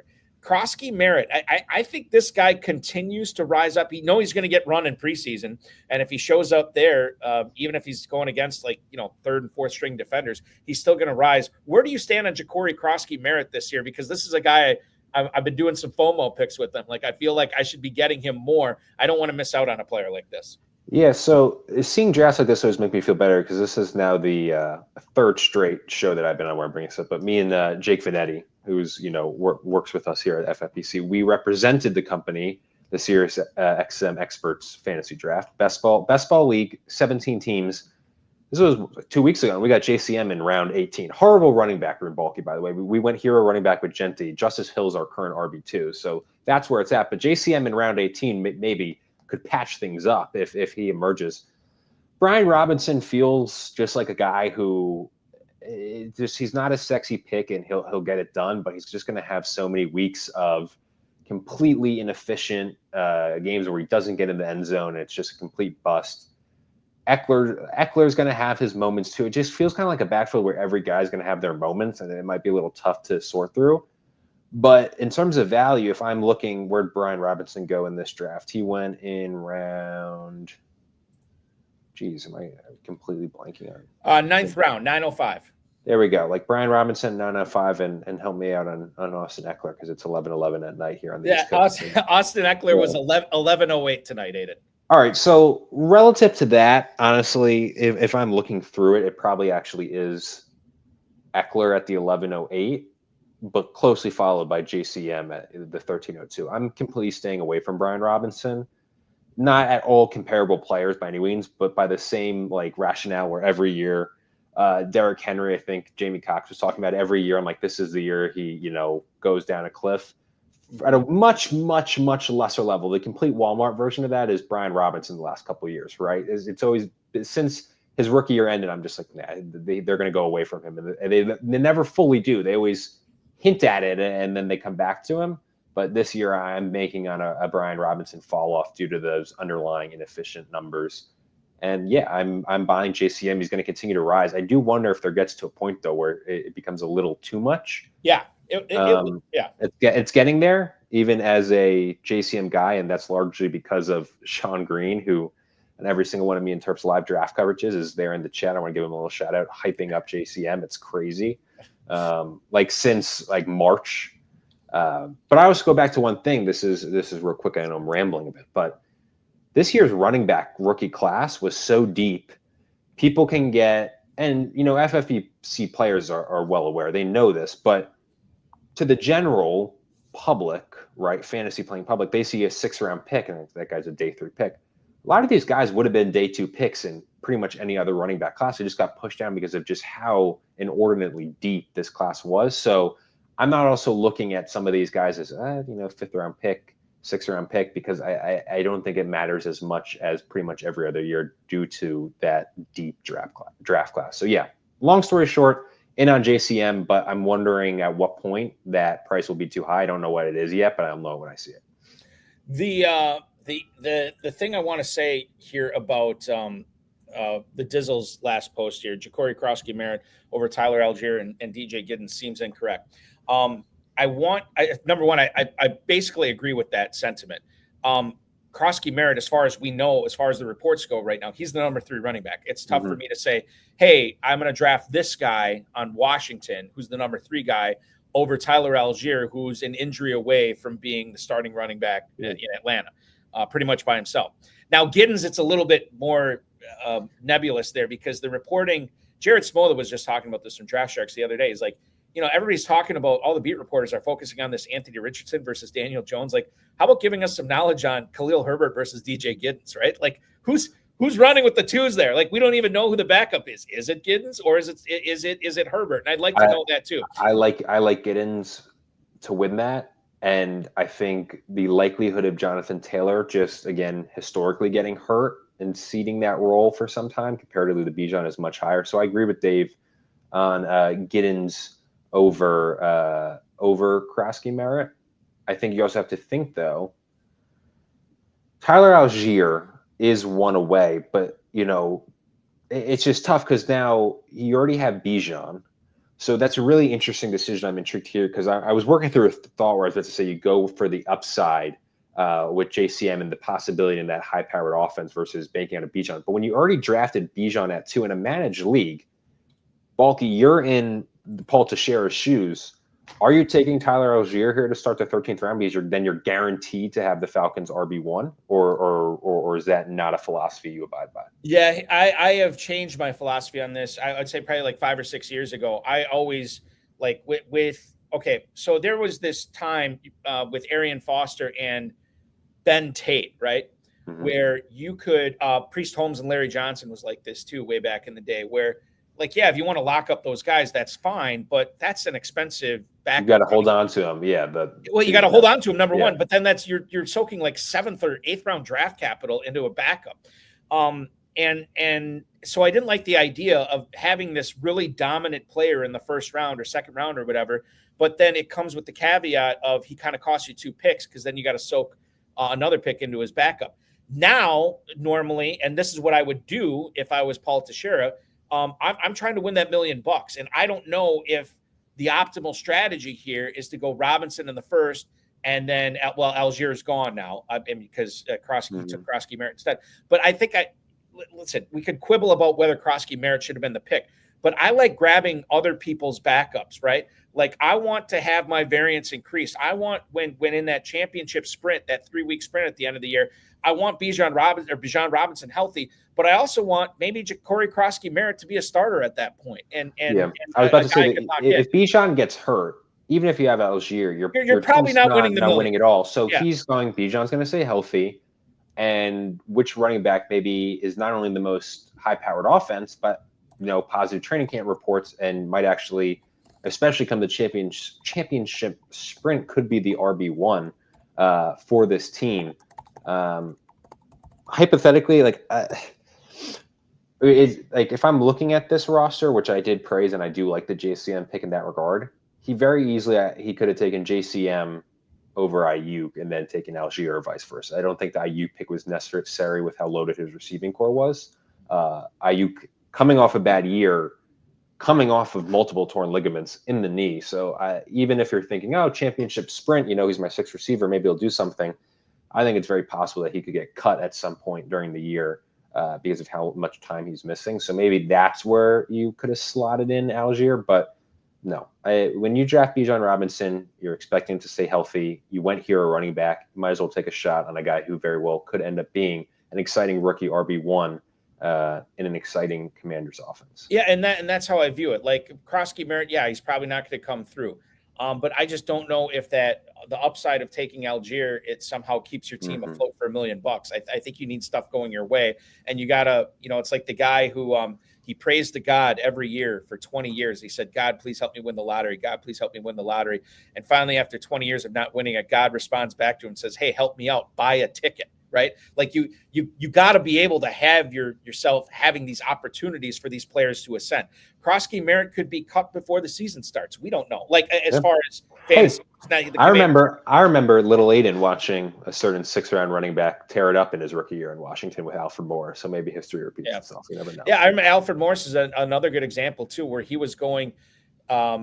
He wasn't even being really drafted until like late August, and then he caught fire, and then everybody was drafting him late in Las Vegas. Yeah. I mean, different position, but that was Puka 2 years ago, barely being drafted, and then some of these reports, and even come week 1, right? Like the last drafts on that Saturday, Sunday before the season started, it was still really only like 13th, 14th round he rose up to. It's probably, in my lifetime, especially since starting work at this company in 2022, the best value pick by far in my time with this company. So I mean, I hated it because and I knew this was like a unicorn type thing. That Nakua thing was just this is like a once in a 10-year thing. And I hated it, Aidan, because I knew, even though I knew that in my back of my mind, I'm like, okay, I got to find this year's Nakua. I got to find this year. You know what I mean? Even though I knew that there wasn't going to be it this year. Who's this year's Puka Nakua? No one. No one's going to be Puka Nakua for another like 10 years. It just doesn't happen. Yeah. We have not talked about Adam Hahn's squad from the 8 spot tonight. Adam is normally he's a very active poster. But I'm sure he's very busy with the draft tonight. He's locked in. He's locked in. He's locked in. Yeah. So you look at his squad here, a lot of explosive players in the first 3 rounds with Neighbors, Achane, and Smith and Jigba. Get some floor guys with Evans and Kelsey. I like the Hubbard pick here in the 6th round. I think Odunze could pay off in the 7th. Tony Pollard, Austin Eckler, Tyler Algier, Jarquez Hunter. Again, injury away type guys. Hunter's probably 2 injuries away. And then Hunter is 1 injury away. Hunter and Kyron Williams. You just hate Blake Corum. Well, Sean McVay might hate Blake Corum. Not as much. Okay. But then why would they draft him? Wasn't he a 2nd-round pick last year? He was a 3rd-round pick, and guess what? He barely played, and then he gets hurt. No, they're and Sean McVay's talk about coach speak. He's been hyping up Jarquez Hunter. I really liked it. This team in my head. Here's how this draft went: Malik Neighbors, Devon Achane start, unbelievable. That's a fantastic start. Yeah. Achane, great value. JSN, love it. Mike Evans, Travis Kelsey. Oh, don't love that. Don't love that. You know, you don't love you don't like Evans or supporting senior citizens that Alphonse gets. But then we're back with Chuba Odunze. He gets it right back on track for me. You know, a little stack action with Caleb and Odunze, and then Evans and Baker. Tony Pollard, I think people are sleeping on the Titans offense. I'm a big believer in Calvin Ridley, Cam Ward, and Tony Pollard, who had a really good year. I mentioned I like Eckler's value. Ferguson's good value late, just signed the contract. And then Algier and Hunter is kind of what you just said, right? About, you know, drafting other guys backups. He has that. I'm a big fan of Hunter. I've been not praying on, but I've been thinking that Kyron Williams' downfall has been coming for the past like 2 years now, because it's just the underlying numbers are not good. But for fantasy wise, he just stumbles into the end zone constantly, like all credit to him. And Sean McVay completely trusts him. So what can you do? But, you know, another guy, Kyron Williams, who hasn't necessarily shown the propensity to play a full season. So at some point you would expect someone else to be getting carries. And I like taking the bet on Hunter. What do you make of the I know you didn't like the Kelsey pick, but what do you make of backing that up with Ferguson in the 10th round, who the Cowboys just paid? Makes it much better, especially that Cowboys passing attack. Yeah. I think Dak is on the downhill of his career, but it's going to improve from last year. It's an odd-numbered year, though. Prescott always crushes at odd-numbered years. Yes, he does. And I'm actually not hashtag analysis. It was right. A complete like news dump late at night because they didn't want to get shit on. But I don't mind the Schottenheimer hire. You know, I think he's bided his time. He has a lot of experience. And, you know, it wasn't too long ago that this was a guy who was one of the hottest names. And he has a good relationship with Dak. They have the weapons. And Ferguson, right, this is another guy. I wouldn't necessarily call him a post-type sleeper, but this was a guy 2 years ago was getting drafted pretty highly. And then, you know, Dallas, between injuries, his injuries, has a disappointing year, but he could very easily get back on track and be a really good third option in the 10th round. I think that makes you feel better about drafting Travis Kelce that early if there is, in fact, a Travis Kelce, you know, continuing to have that age decline. So the Baker Mayfield and Mike Evans stack, does that do anything for you for Adam Hahn's? Yeah, he as I said, he kind of saved it here. Balkman, let me mess around with this if we can, you know. Sure. Yeah. Let me move us to the side here real quick. There we go. Look at that. Okay, hold on. Then let me mess around with it and bring it back to. There we go. Is that better? There we go. Okay. Yeah, us messing around with this. Yeah, no, I again, stacking is tougher, but in managed at well, thank you, Dave. I appreciate that. You know, it's always good when the boss is watching, right? To have some good analysis. Stop making me look so bad, Aidan. That needs you to dial it back here. But no, I like the Baker and Evans pick, and I like obviously Caleb with Odunze. I'm a big fan of Odunze. Again, it's not the Evans is a guy who continually proves me wrong. I hope, because I actually am a big fan of his. Travis Kelce. that he does kind of have a bounce back year. I just think it's tough, especially also with that Kansas City offense. Kind of the way it's been looking is not like the Kansas City offense of old. The Evans pick is fine. I'm just much more of an upside guy when drafting, so that's more of just personal preference. But this is another really good build. I'm just going to go back to that start. I don't know how many neighbors A-Chain starts are. A-Chain is usually a guy who goes at that 1-2 turn. To see him kind of fall into the 5th was kind of probably our first sign. That and Puka going at the 106 is probably our first sign of like, all right, this draft is going to be a little bit crazy. And then it's only escalated from there. But that start alone gets at minimum like a B grade, and he's only enhanced it with the rest of his picks. Yeah, the H-Chan thing is weird because like, so his ADP is 112 according to Mojo over the last 3 days, and I'm looking at some of these guys that went after him. Like, I feel like that's where they normally go. I guess H-Chan normally goes ahead technically of McBride, St. Brown, Thomas, Collins, Henry.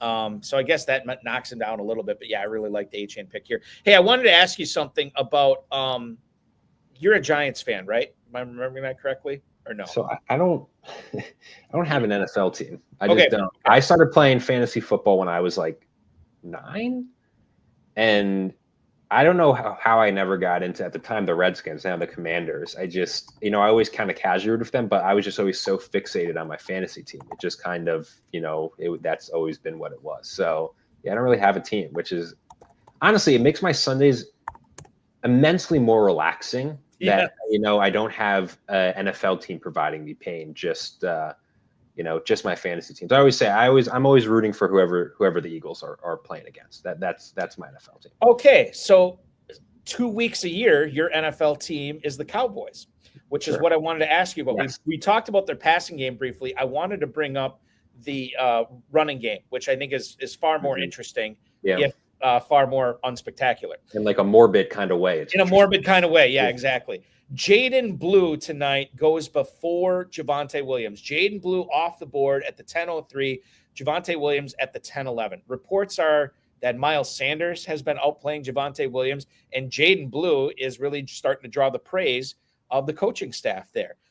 At what point, so right now, if I'm drafting in redraft leagues, I'm taking Blue over Javonte Williams 100% of the time, which is what happened tonight.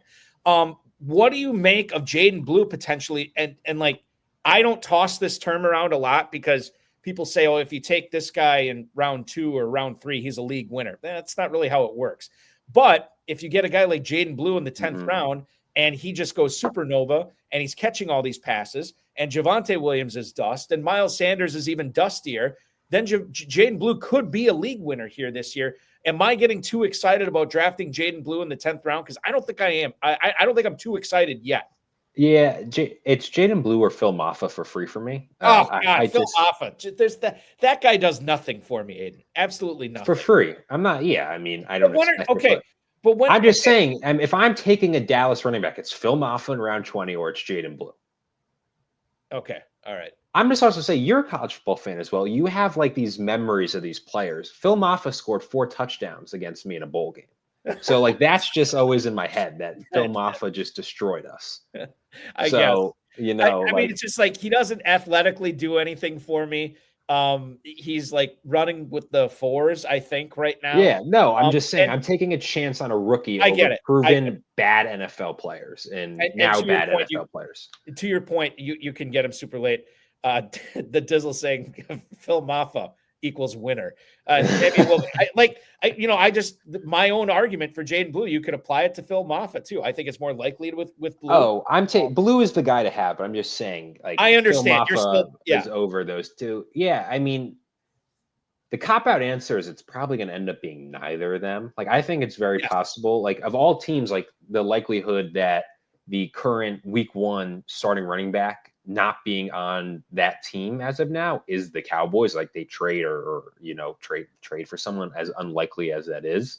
But no, I think it's Blue because he has that home run upside, and it's more of a reflection of Miles Sanders and Javonte Williams. Are we being serious? Like, you're really feeling comfortable, especially like some teams are taking, Williams, or Sanders as their RB2, RB3 if they completely punt the position, and you just feel like you're kind of cooked from there. Obviously, in this league, Javonte Williams is an RB4. You could do worse. He didn't do it in Denver. He never reached those expectations, especially after the injury. Yeah. And I just, the eye test alone is enough for me to dismiss him. This isn't a great Cowboys O-line. It's not the old Cowboys O-line that we're kind of used to where they could just churn out running backs. They just re-added Lel Collins today, too. Yes. So yeah, and Tyler Guyton is going to be back probably for week 1, but it's just not the news you want to hear. It's just Javonte Williams, there was a moment right last year where I was buying to, Zeke back in the fold in Dallas. And this is a guy who's going to fall into the end zone a lot and maybe be, kind of like the LeGarrette Blount of this year, the Jamal Williams, the Gus Edwards, where he just gets a ton of touchdowns, but oh no, he's back in Dallas. Maybe he can refine some of that magic. And it just isn't the case. And now I'm like, yeah, just because it's a Dallas running back, which for seemingly the last decade has yielded great results, I'm going to trust my eye test more and just go with Javonte Williams is not going to be a fantasy winner by any means. And you're way better off taking Jaden Blue. Yeah, as Joe King points out, he's only 25, and he's got all the ingredients, right, to be a potential league winner this year, except for he's only got one non-surgically repaired knee, which I think is a problem. And even before that, he never was. I know, obviously, Denver in his time there was not, the Sean Payton Broncos. Mm-hmm. So it's kind of hard to judge him. And I guess that is, if I'm playing devil's advocate with myself, is, when you saw him, fully healthy, you can't really even analyze that because despite his kind of struggles, this wasn't a guy ever really playing on a great team. But no, it's just both these prices are too high, as crazy as that sounds, right in the 10th round. Is even with Blue, it's just there's too much uncertainty in this room. If I lose a league $1 million, yes, I'm going to be sick, but there's just going to be some ones where I'm comfortable. If they beat me, they beat me. And the Dallas running back room is just going to be one where they beat me. Like the Packers, going back to what we talked about, I don't want the Packers receiver room to beat me. I think there's someone there who's going to emerge on a consistent week-to-week basis, whether it be Matthew Golden or Jaden Reed, who provides that immense value. And I'm getting there. If Dallas, if Jaden Blue, if Javonte Williams, can deliver on his, early day 2 draft pick status that he was a couple years back, let it burn me. I'm not going to really go there. And I'll tell you too, I think it's too early for me to issue a mea culpa on Matthew Golden. I was saying this on my radio show the other day, but like, dude, all the reports from all the beat writers are just they're gushing over all the plays that he's making in practice too. Then again, they're gushing about Dontavian Wicks never dropping any balls. You just never know what's accurate. And what's not. We always go back to, me and Terp love doing it. Like especially right, Balky, this late in draft, just saying some of those like all preseason hype teams, Terrace Marshalls, the Marquez Callaways, Carson Steele last year. Darwin Thompson. Speaking of Chiefs running backs, that was another one too. Yeah, there's been so many, and I'm sure it would be such a magical ride to go back to even like 21 and 22, even just a couple years back, and see like he was a top 10 round pick at some point in the $1 million draft, and it's like because he just got a couple of preseason. Amir Abdullah back in 2014, or 2015 with the Lions. I could only imagine. I mean, David Montgomery's become a really good NFL player, but David Montgomery, his rookie year, all like his training camp clips were everywhere, and he like found himself in the 3rd round, 4th round of drafts, and he didn't really emerge until way later in the year. If anything, 2nd, 3rd year of his career in Chicago, and then really burst out with the Lions. So there's just so many names littered throughout history of guys who get hype in the preseason, they rise up these draft boards and then deliver absolutely nothing. I want to go back. I want to talk to you about the Texans running game here in a second, but I want to go back to Team 3. We have not talked about Matthew Book's team a whole lot tonight. Look at what he's doing here, Aidan. So in his first 6 picks, he goes with 5 wide receivers. But then after that, my goodness, I have not seen that much green since I was swimming in Scrooge McDuck's money bin. This is a ton of running backs here. Connor, Pacheco, Judkins, Benson, White, Johnson, Mitchell, Corum, Jordan James. What do you make of this strategy here? Peppering only in Dalton Kincaid and Mason Taylor at tight end and Kyler Murray at quarterback. This feels a little overkill on the running backs here to me. It's overkill a bit. And what's weird is for, going 5 receivers in your first 6 rounds, can't say I love the receiver room. I'm good with CD as a top 3 pick. I Well, think that's entirely valid. AJ Brown was at cost. Yeah. We already talked about it. I think Paul Teixeira was saying that Marvin Harrison Got was pushed a up little bit of a around. leap. And I'm a fan of Harrison, but it's just like I'm saying, if you're going to rock with this strategy, I need to feel so confident in my 5 receivers of carrying. And I just don't know. Waddle, McMillan, Harrison, and AJ Brown to a degree as well all have this kind of uncertainty. I mean, we saw last year, AJ Brown, there's a lot banking on the Eagles passing the ball a little more by product of maybe them being in some tighter games and tougher schedule, and just like they ran the ball at an historic level last year. That just can't continue. Yeah, it's not. But like, they are also just such a strange team. And again, goes back to I'm always rooting against them by product of going to college in Philadelphia and just surrounded by Eagles fans nonstop. So it wasn't before that, just an animosity for Philly, and they ribbed me about it. And perhaps to them, they are Super Bowl champions. But they're just a very weird team because that offense doesn't flow through the same guys week to week. So AJ Brown, again, at cost, I'm fine with, but there is just a little uncertainty there. But it does feel a bit overkill. But I will say this, Balky: Judkins, Benson, White, Roschon, Mitchell, Corum, Jordan James. I really don't hate any of those guys, especially where they were going. Judkins has kind of become an ultimate wild card now. I was a huge Dylan Sampson fan, again, going back to watching him at college, just because I watched so much SEC ball. He was a monster at Tennessee. And I liked him before the Judkins news. But, Judkins, if he does sign and the court case is resolved and nothing comes of it, that is a guy who was their 35th overall pick. And you're getting him now in the 10th round. One before that was the 5th, 6th round. Trey Benson, obviously the chat was talking about him. I think, Balky, you even mentioned that you're getting Benson and sprinkling in James Conner at cost. Yeah. Rashad White, don't love. Roschon Johnson, don't love. But again, we kind of talked about the uncertainty with DeAndre Swift and Roschon Johnson. The opportunity is there. Love Keaton Mitchell. We talked about, again, I'm a Jarquez Hunter guy, but it very well could be Blake Corum. Who knows? That RB2 room is interesting with what I said earlier about Kyren Williams. And I'm always a believer in taking your late round dart throws on late round Kyle Shanahan running backs, because we've seen that story before. So I really like the Jordan James pick. It does feel like overkill, but I don't hate the running backs he's taken. He has Benson and Connor there. So he has the Cardinals running back 1 when Connor gets hurt. I wish I liked the receivers a little more to kind of fully endorse this strategy. I would have liked just when I talk about overkill, I would have skipped one of these running backs in favor, like Kincaid and Mason Taylor. To me, that's very low floor. I think Kincaid bounces back this year, and I know Mason Taylor's had a strong camp, but Kincaid has had 2 lackluster seasons. Mason Taylor is a rookie on a team that probably is not going to pass the ball a whole lot.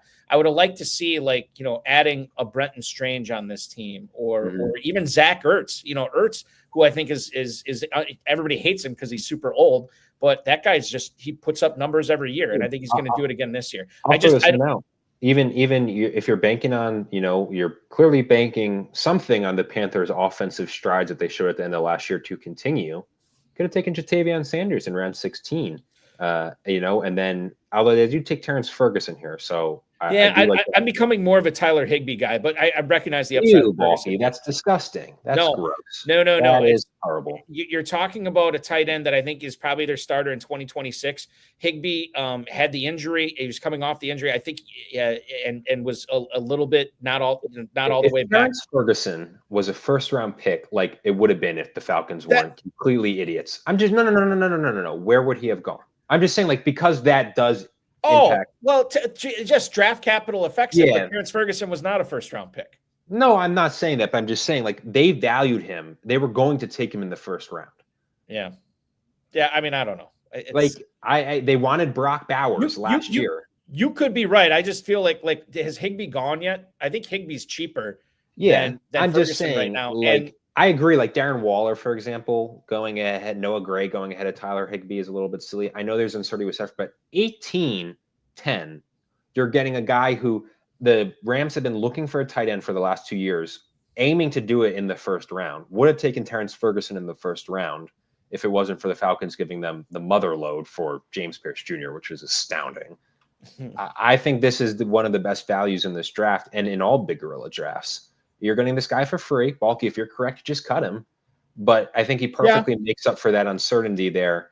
I think one of these two rookie tight ends is a hit in Mason Taylor or Terrence Ferguson for Team 3. To me, it's just adding more uncertainty with Ferguson. Whereas Higbee is more of a known quantity, which I think that would make more sense with a Mason Taylor, Dalton Kincaid team.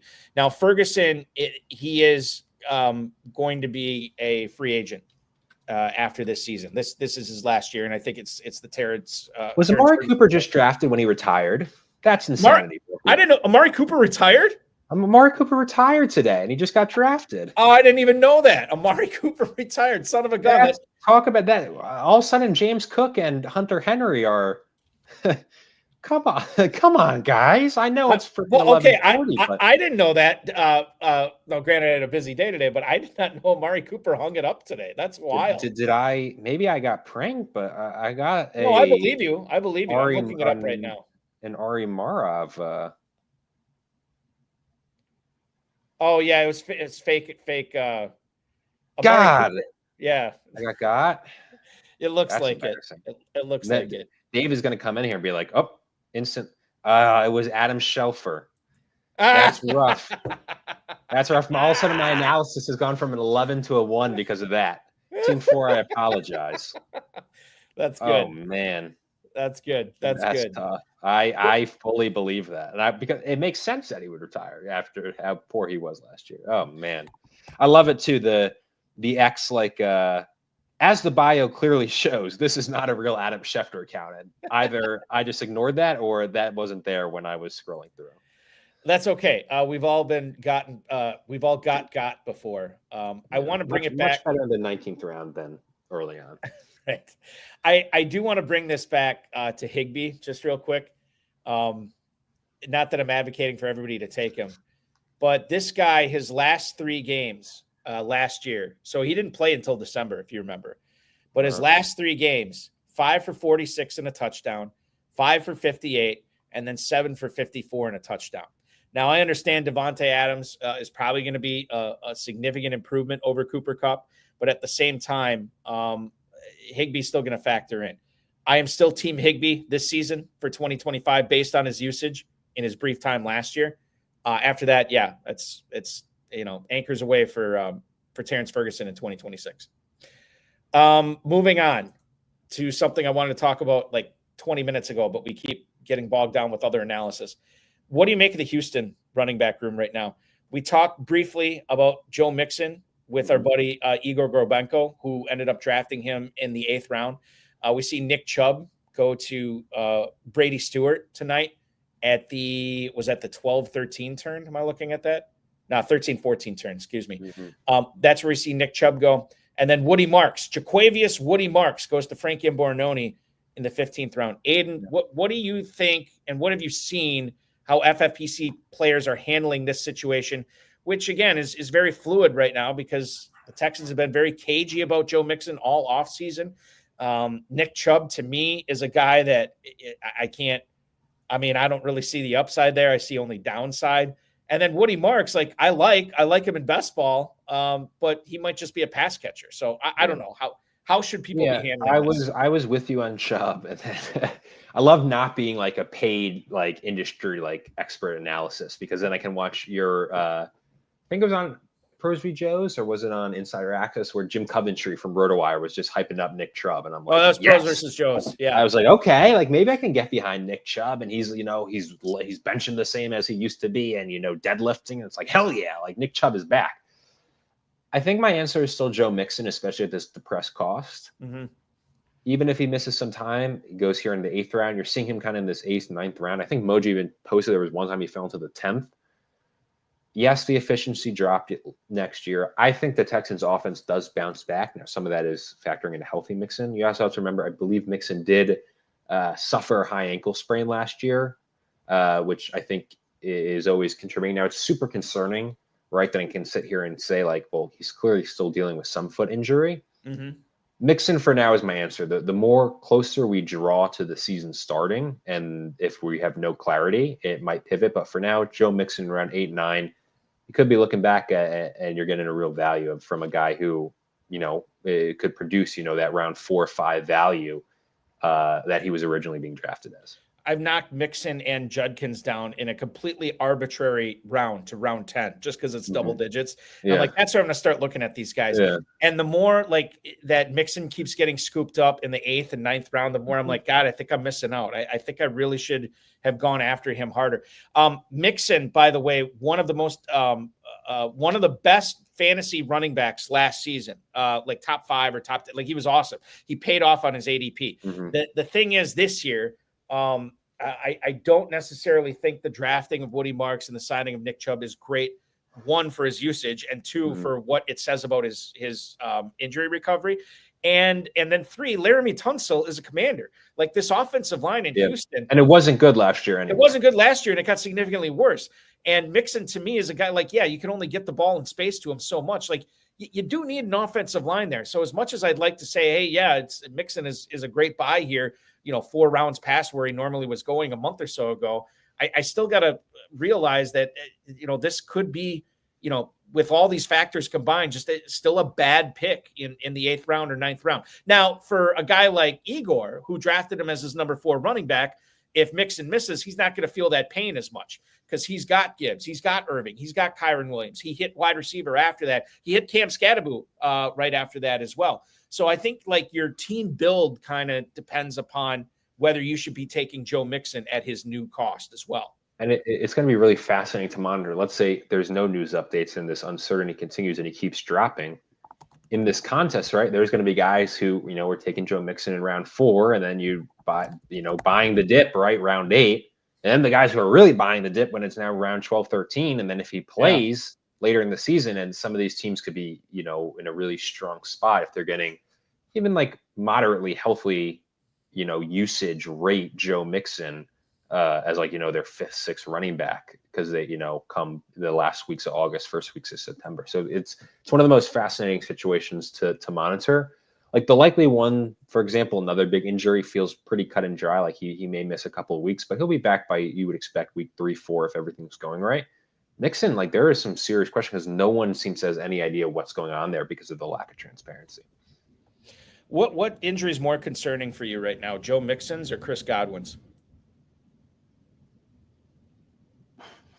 Probably Godwin's.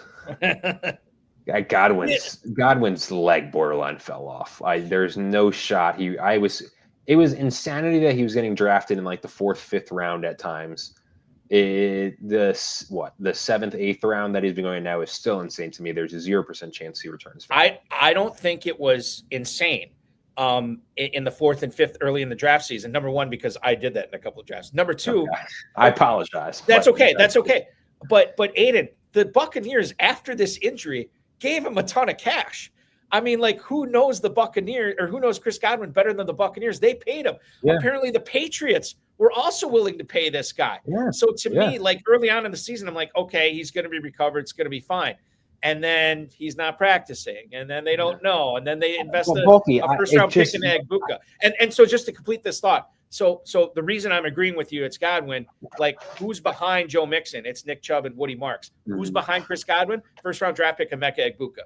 That's a big deal in fantasy when it comes to which one you're treating more seriously. The Godwin thing is purely injury-based. He's a great human being by all reports. It almost seems to me as the Bucs did right. And some of these things are, they're not. It's not a 1-year contract. He should be back to close to hopefully full health come 2026, and then we can talk. But just recovery for multi-ligament tears. I believe he also had ankle reconstruction. There was something there. I don't know exactly if it was tightrope or not, but it was something along those lines. I thought I heard that he has screws in his knee and his foot. Oh, like it's just a mess. I just not only would I think it would just I think you're gonna look at Godwin as a guy where it's like he's like, yeah, I didn't like come next season. It's like, yeah, I started really feeling myself like week 14, 15, and then you're kind of like, oh, that's when his efficiency picked up a bit. He kind of got more in the rhythm. But, when you're investing a top 8 round pick on this guy who I don't think he's even going to be close to 100% health until maybe later in the season, if not next year. Yeah, it's tough. And it stinks. I'm with Dizzle on this. that he's a good guy. I mean, I saw him on was it Hard Knocks? I feel like I was watching. Were the Buccaneers on Hard Knocks a couple years ago? Like when Godwin was a rookie? Well, this would have been more than a couple years ago then. Maybe it was like 5 or 6 years ago or 4 years ago or whatever it was. Godwin's a couple years. That's like 2018. Feels about right. Feels about right. So, but yeah, the Buccaneers were on, right? Weren't they? You're asking the wrong guy. I cannot. The By the only way, Hard Knock season I really remember was the Raiders. When does Hard Knocks start?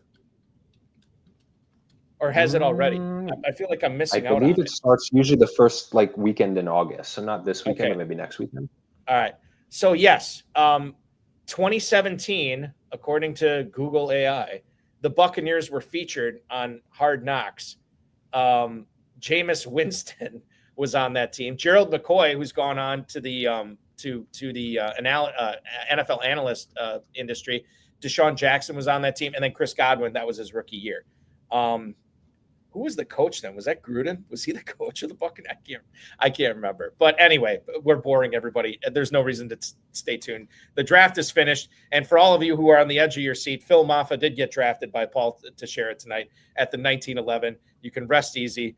The league winner, the $1 million, is going to Paul Teixeira because he has Phil Maffa on his team. Aidan, I'm kidding around. We're having some fun here tonight. This was awesome. You were fantastic on this. I want one trivia. I want a quick trivia before I go.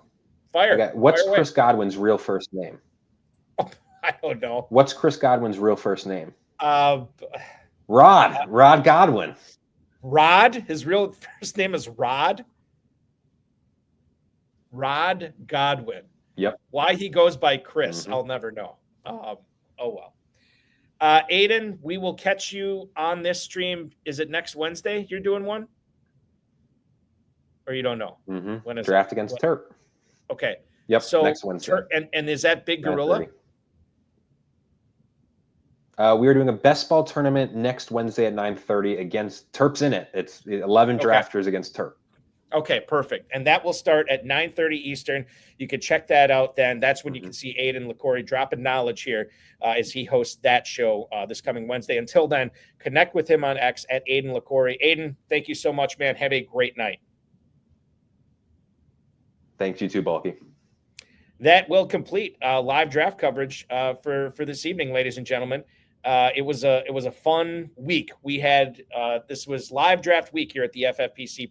3 pros versus Joes, a main event, best ball tournament, and now Big Gorilla tonight. It was awesome and had a lot of fun broadcasting to each and every one of you. I want to thank Paul Teixeira, Jamie Cox, Uncle Bacon, Igor Gorbenko, Aidan Liquorie, Ferrell Elliott, the FFPC, Rob Bryce, and of course, each and every one of you. We will be back next Friday at 10 p.m. Eastern time for a more normal high-stakes fantasy football hour. In case you missed last night's Insider Access show, you can watch it back on the Better Sports Network, as well as the FFPC socials. Justin Herzig from Establish the Run and ffn60.com joined me to cover a live FFPC Best Ball Tournament draft, which was awesome. And then coming up this Tuesday at 10 p.m. Eastern time, RotoViz High Stakes Lowdown is back for our last off-season episode with Rick Raymaker, who is a multi-time FFPC league champion. He also drafted in Pros versus Joes this year. We're going to get his thoughts on his draft there, as well as his other drafts he's been doing. That's going to be at 10 p.m. Eastern time on Tuesday night. FFPC Big Gorilla Tournament features a $1 million grand prize. If you think you could do it better than these drafters did tonight, register now at myffpc.com. That 7 Bananas promo is live there as well. Check that out. And you could win a jungle safari for $4 or $50,000. FFPC Main Event also features a $1 million grand prize, $6 million plus prize pool. We're going to have live drafts going on each and every night until the start of the NFL season. So if you want to draft for that, you're always going to have an opportunity for live main event drafts throughout the rest of this month and September. FFPC Best Ball and Superflex Best Ball Tournament available at myffpc.com as well. Check that out. A $100,000 runner-up prize has been added to the Best Ball Tournament this year. $300,000 to first place, $125 to enter that one. You can enter the Superflex one for $35 and still have the opportunity to win $100,000 there. Dynasty startups, of course, going on throughout the rest of the summer as well. 2,000 plus dynasty leagues that we manage here at FFPC. None have ever folded in a decade and a half. You are in for the long haul when you play dynasty at the FFPC, and you go there at myffpc.com. Remember to like this video, subscribe to the channel, comment on the video, share it with your friends, share it with your enemies, and get notified each and every time we go live, which will be Tuesday with myself and Rick Raymaker on the RotoViz High Stakes Lowdown. We'll see you then, everybody. Your weekend officially starts now.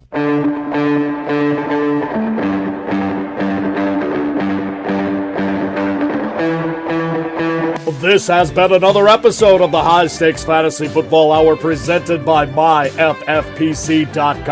It was broadcast live and was watched around the world. Balky and Ferrell will be back next week with more analysis, more interviews, and more advice from guests much smarter than they are. Thanks for watching, and we'll talk with you again next week.